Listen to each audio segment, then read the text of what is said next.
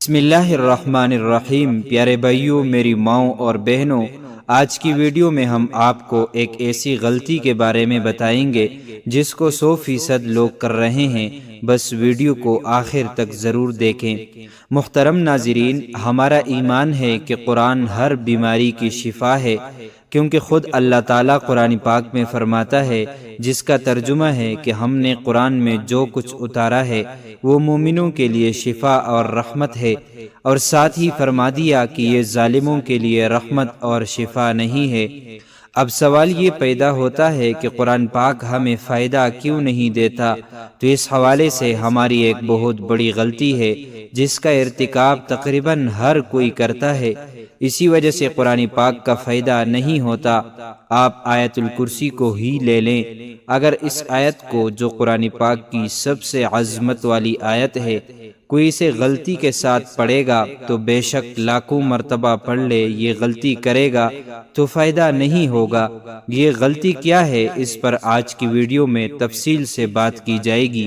Video میں آگے بڑھنے سے پہلے آپ سے گزارش ہے کہ اگر آپ نے ہمارے چینل کو سبسکرائب نہیں کیا تو ابھی ہمارے چینل کو سبسکرائب کریں، ویڈیو کو لائک اور شیئر ضرور کیجیے۔ پیارے بھائیوں، آپ کی توجہ اس غلطی کی جانب بھی مبذول کرواتا ہوں، لیکن پہلے آپ کو آیت الکرسی کی فضیلت مختصراً بتاتا چلوں۔ یاد رہے کہ تمام نبیوں میں اونچی شان ہمارے پیارے آقا سرور دو جہاں حضرت محمد مصطفیٰ صلی اللہ علیہ وسلم کی شان ہے۔ تمام کتابوں میں اونچی شان ہماری کتاب یعنی قرآن پاک کی شان ہے، اور اس شان والی کتاب کی تمام آیات میں جو اونچی شان اور عظمت والی آیت ہے وہ آیت الکرسی ہے۔ جیسا کہ مسلم کی ایک روایت کے مطابق سیدنا ابی بن کعب رضی اللہ عنہ بیان کرتے ہیں کہ نبی کریم صلی اللہ علیہ وسلم نے ان سے پوچھا، اے ابو منذر، کیا تم جانتے ہو کہ تمہارے پاس کتاب اللہ کی سب سے عظمت والی آیت کون سی ہے؟ کہتے ہیں کہ میں نے جواب دیا، اللہ اور اس کا رسول صلی اللہ علیہ وسلم زیادہ جانتے ہیں۔ رسول اللہ صلی اللہ علیہ وسلم نے دوبارہ پوچھا، اے ابو منذر، کیا تم جانتے ہو تمہارے پاس کتاب اللہ کی سب سے زیادہ عظمت والی آیت کون سی ہے؟ میں نے کہا، اللہ لا الہ الا هو الحی القیوم، یعنی آیت الکرسی۔ تو رسول اللہ صلی اللہ علیہ وسلم نے میرے سینے پر ہاتھ مارا اور فرمایا، اللہ کی قسم، تو نے درست کہا اے ابو منذر، تمہیں علم مبارک ہو۔ میری بہنوں اور پیارے بھائیوں، اس روایت سے اس آیت کی شان کا اندازہ ہو ہی جاتا ہے۔ اس کے اور بھی بہت سے فضائل ہیں۔ روایات میں آتا ہے کہ اس آیت میں اللہ تعالیٰ کا اسم اعظم ہے، اور اسم اعظم کی خصوصیت یہ ہے کہ جب اس کے ذریعے اللہ سے دعا کی جائے تو اللہ تعالیٰ قبول فرماتا ہے۔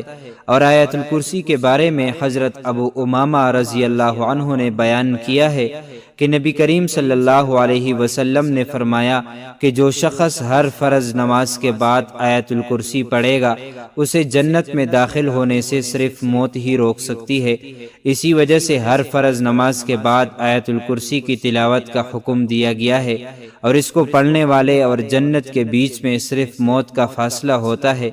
پیارے بھائیوں، اگر کسی مسلمان سے پوچھا جائے کہ کیا وہ جنت میں جانا چاہتا ہے تو اس کا جواب ہمیشہ اس بات میں آئے گا، اور ہمیں پیارے آقا صلی اللہ علیہ وسلم نے اس آیت کی یہ فضیلت بتلائی ہے کہ اگر اس کو ہر فرض نماز کے بعد پابندی سے پڑھا جائے تو مرتے ساتھ ہی وہ شخص جنت میں جائے گا۔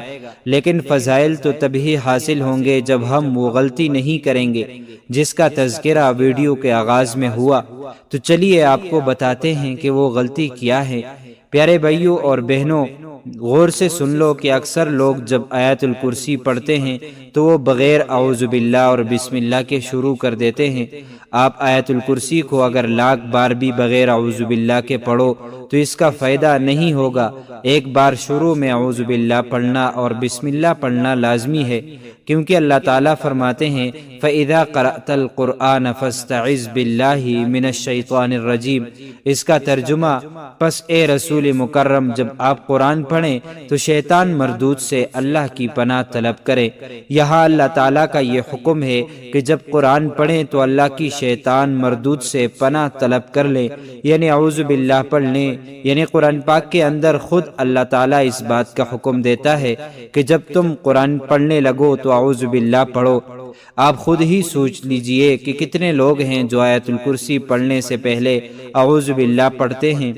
پیارے بھائیوں اور میری بہنوں، آپ نے یہ غلطی نہیں کرنی۔ جب بھی کوئی وظیفہ جو قرآنی آیات کا ہو تو آپ نے اعوذ باللہ لازمی پڑھنی ہے، تبھی آپ کو اس کا فائدہ ہوگا۔ اور پہلے بھی ذکر کیا گیا کہ تعوذ کا پڑھنا اللہ کا حکم ہے، اور اللہ تعالیٰ کے حکم کو پورا نہ کیا جائے گا تو پھر اللہ تعالیٰ سے کیسے امید کی جا سکتی ہے کہ اللہ تعالیٰ ہماری سنے گا اور ہم پر رحمت کرے گا۔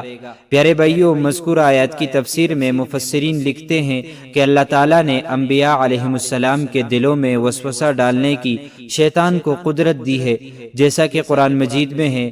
پھر شیطان نے آدم کی طرف وسوسہ ڈالا، کہا اے آدم، کیا میں تم کو دوام کی درخت کا پتہ بتاؤں اور ایسی بادشاہت کا جو کبھی کمزور نہ ہو؟ اور جب شیطان کے شر سے اللہ تعالیٰ کی پناہ طلب کی جائے تو پھر انسان شیطان کے شر سے محفوظ رہتا ہے، جیسا کہ قرآن مجید میں ہے۔ ترجمہ کہ بے شک جو لوگ اللہ سے ڈرتے ہیں انہیں شیطان کی طرف سے کوئی وسوسہ آتا ہے تو وہ فوراً اللہ کو یاد کرتے ہیں اور اسی وقت ان کی آنکھیں کھل جاتی ہیں۔ اور جب یہ ثابت ہو گیا کہ نبیوں کی طرف بھی شیطان وسوسہ ڈالتا ہے اور اللہ کو یاد کرنے کے سبب وہ وسوسہ زائل ہو جاتا ہے۔ پیارے بھائیوں، قرآن پاک کی یہ آیتیں اس بات کا تقاضا کرتی ہیں کہ جب آپ قرآن پڑھیں تو شیطان مردود سے اللہ کی پناہ طلب کرے، تاکہ آپ کا قرآن پڑھنا شیطان کی وسوسہ اندازی سے محفوظ اور مامون ہو۔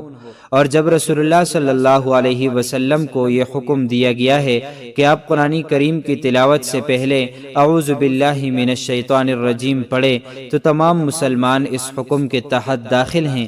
تو میری بہنیں بھی اور میرے بھائی بھی ہر نماز کے بعد آیت الکرسی لازمی پڑھے، تاکہ مرنے کے ساتھ اللہ پاک ہم سب کو جنت میں داخل فرما دے اور موت کے ساتھ ہی ہمارا قدم جنت میں ہو۔ لیکن اس بات کا خیال رکھیں کہ آیت الکرسی سے پہلے اعوذ باللہ اور بسم اللہ لازمی پڑھیں۔ اگر آپ یہ غلطی کر رہے ہیں تو اس غلطی کو درست کریں، بلکہ قرآن پاک کی جب بھی کوئی آیت یا کوئی سورت پڑھیں اعوذ باللہ اور بسم اللہ کے ساتھ شروع کریں، تاکہ ہمیں قرآن پاک کی مکمل برکات حاصل ہو سکے۔ پیارے بھائیوں اور میری بہنوں، آخر میں آپ کو بسم اللہ کے چند برکات بتاتے ہیں۔ کہتے ہیں کہ جب بسم اللہ نازل ہوئی تو شیطان نے اپنے سر پر مٹی ڈالی اور اس پر پتھر برسائے گئے۔ اللہ رب العالمین نے اپنی عزت اور جلالت کی قسم کھائی کہ جس کام میں بھی میرا یہ برکت والا نام لیا جائے گا برکت ہوگی، جس بیمار پر پڑھا جائے گا شفا ہوگی، جو اسے پڑھے گا جنت نصیب ہوگی۔ ایک حدیث میں آپ صلی اللہ علیہ وسلم نے حضرت ابو ہریرہ رضی اللہ عنہ سے فرمایا، اے ابو ہریرہ رضی اللہ عنہ، جب تم وضو کرنے لگو تو بسم اللہ کہہ لیا کرو، کیونکہ نگہبان فرشتے جب تک تم فارغ نہ ہوگے برابر تیری نیکیاں لکھتے رہیں گے، یہاں تک کہ تو وہ وضو مکمل کر چکے۔ جب قیامت کا دن ہوگا اور اس امت کے اعمال تولے جائیں گے تو ان کی ایک ایک رکعت دوسروں کی ہزار ہزار نیکیوں سے بھی بڑھ جائے گی، جس پر لوگ تعجب کریں گے تو ان سے کہا جائے گا کہ ان لوگوں کی نماز میں بسم اللہ تھی۔ ایک حدیث میں آپ صلی اللہ علیہ وسلم نے ارشاد فرمایا، ہر وہ ذیشان کام کہ جس کو بسم اللہ سے شروع نہ کیا جائے وہ بے برکت ہوتا ہے۔ حضرت عبداللہ بن مسعود رضی اللہ عنہ کہتے ہیں کہ جناب رسول اللہ صلی اللہ علیہ وسلم نے فرمایا، جو شخص بسم اللہ الرحمن الرحیم پڑھے گا تو اللہ تعالیٰ اس کے ہر حرف کے بدلے 4000 نیکیوں کا ثواب لکھے گا، 4000 خطاؤں کو معاف فرمائے گا، 4000 درجے بلند فرمائے گا۔ بحوالہ نزہۃ المجالس، ہماری آج کی اس ویڈیو کو آپ نے شیئر ضرور کرنا۔ معزز ناظرین و سامعین، یہ تھی ہماری آج کی ویڈیو۔ ہم پر امید ہیں کہ آپ کو ہماری آج والی ویڈیو پسند آئی ہوگی۔ اس طرح کی مزید اسلامی معلومات کے لیے امانت خدا اور نبی یوٹیوب چینل کو سبسکرائب کیجیے۔ زندگی کے لمحات مزید باقی رہے تو آپ کے لیے ایک اور اور بہترین ویڈیو بطور تحفہ اللہ تعالیٰ کی رضا کی خاطر پیش کروں گا۔ تب تک کے لیے مجھے دیجیے اجازت۔ اللہ تعالیٰ سے دعا ہے کہ اللہ تعالیٰ ہمیں رمضان کے صدقے معاف فرمائے، آمین۔